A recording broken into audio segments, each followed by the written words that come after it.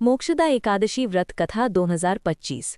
मोक्षदा एकादशी का दिन बहुत ही शुभ माना जाता है और इस दिन भगवान विष्णु की उपासना करना बहुत ही शुभ माना जाता है।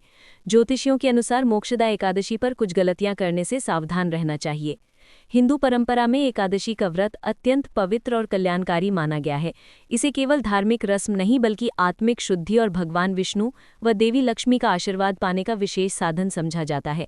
पूरे वर्ष में 24 एकादशियां पड़ती हैं और हर एकादशी को अनुशासन, संयम और भक्ति के साथ मनाने की सलाह दी गई है। ऐसा विश्वास है कि जो साधक निष्ठा, नियम और सच्चे मन से एकादशी का व्रत करता है उसके पाप दूर होते हैं और जीवन में खुशी, सौभाग्य और समृद्धि आती है।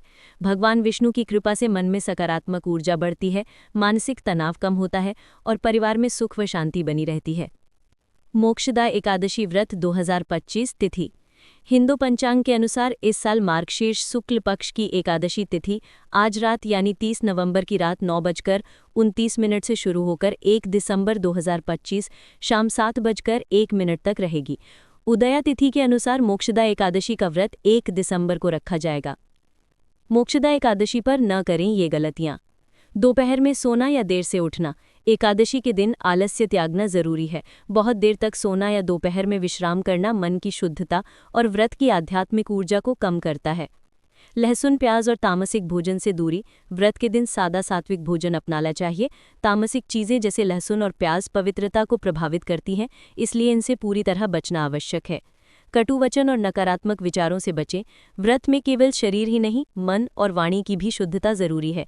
कठोर शब्द कहना, किसी का अपमान करना या नकारात्मक सोच व्रत के प्रभाव को कम कर देती है। तुलसी दल ना तोड़ें। एकादशी के दिन तुलसी के पौधे को नहीं छूना चाहिए और न इस दिन तुलसी का पत्ता तोड़ना चाहिए। तो आइए इस मोक्षदायिनी कथा का श्रवण करें। महाराज युधिष्ठिर ने कहा, हे भगवन, आप तीनों लोकों के स्वामी, सबको सुख देने वाले और जगत के पति हैं। मैं आपको नमस्कार करता हूँ।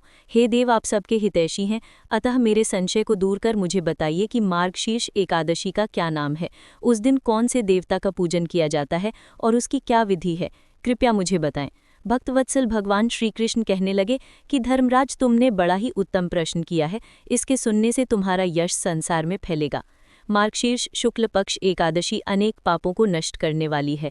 इसका नाम मोक्षदा एकादशी है। इस दिन दामोदर भगवान की धूप, दीप, नैवेद्य आदि से भक्तिपूर्वक पूजा करनी चाहिए। अब इस विषय में मैं पुराणों की एक कथा कहता हूँ। गोकुल नाम के नगर में वैखानस नाम का राजा राज्य करता था। उसके राज्य में चारों वेदों के ज्ञाता ब्राह्मण रहते थे। वो राजा अपनी प्रजा का पुत्रवत पालन करता था।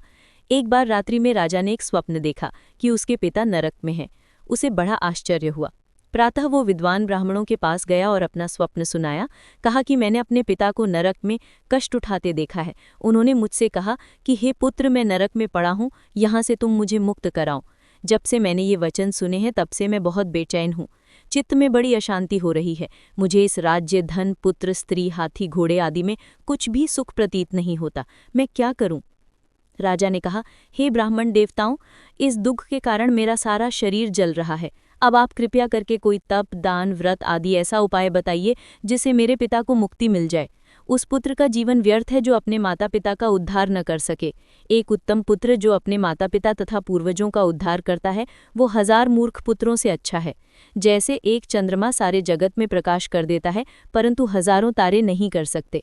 ब्राह्मणों ने कहा कि हे राजन, यहाँ पास ही भूत, भविष्य और वर्तमान के ज्ञाता पर्वत ऋषि का आश्रम है। आपकी समस्या का हल वे जरूर करेंगे। ऐसा सुनकर राजा मुनि के आश्रम पर गया। उस आश्रम में अनेक शांत चित्त योगी और मुनि तपस्या कर रहे थे। उसी जगह पर्वत मुनि बैठे थे। राजा ने मुनि को साष्टांग दंडवत किया। मुनि ने राजा से सांगोपांग कुशल पूछी। राजा ने कहा कि महाराज, आपकी कृपा से मेरे राज्य में सब कुशल हैं, लेकिन अकस्मात मेरे चित्त में अत्यंत अशांति होने लगी है। ऐसा सुनकर पर्वत मुनि ने आंखें बंद की और भूत विचारने लगे।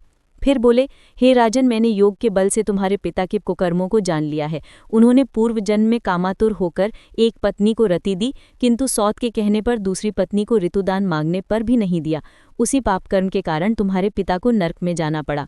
तब राजा ने कहा, इसका कोई उपाय बताइए। मुनि बोले, हे राजन, आप मार्गशीर्ष एकादशी का उपवास करें और उस उपवास के पुण्य को अपने पिता को संकल्प कर दें। इसके प्रभाव से आपके पिता की अवश्य नरक से मुक्ति होगी।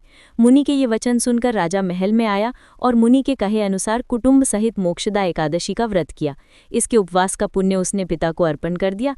इसके प्रभाव से उसके पिता को मुक्ति मिल गई और स्वर्ग में जाते हुए वे पुत्र से कहने लगे कि हे पुत्र, तेरा कल्याण हो। ये कहकर स्वर्ग चले गए। मार्गशीर्ष मास के शुक्ल पक्ष की मोक्षदा एकादशी का जो व्रत करते हैं उनके समस्त पाप नष्ट हो जाते हैं। इस व्रत से बढ़कर मोक्ष देने वाला और कोई व्रत नहीं है। इस कथा को पढ़ने या सुनने से वाजपेयी यज्ञ का फल मिलता है। ये व्रत मोक्ष देने वाला तथा चिंतामणि के समान सब कामनाएं पूर्ण करने वाला है। बोलिए दामोदर भगवान की जय।